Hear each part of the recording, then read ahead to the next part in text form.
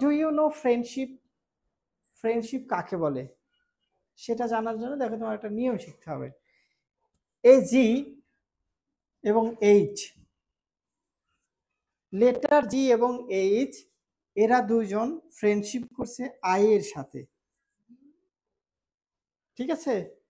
জি এবং এইচ এই দুইজন কি করছে, আই এর সাথে ফ্রেন্ডশিপ করছে। ফ্রেন্ডশিপের যে ডেফিনেশন সেটা এখান থেকে শিখে নিতে হবে চ্যাংরা।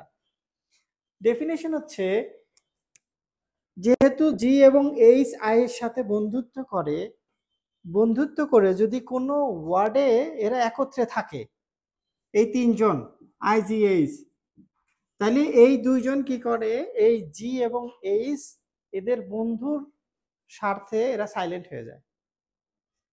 বুঝতে পেরেছো? এই জন্য আই জি এইচ এর উচ্চারণ হয় হচ্ছে আই, এই জি এইচ এর উচ্চারণ কিন্তু হয় না। That is called friendship.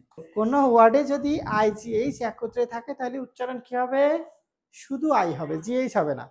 I G H একত্রে থাকলে উচ্চারণ কি হবে, high, sight, tight, light, fight, flight, bright, flight. Bilingual Learning Center, BLC, Bogura.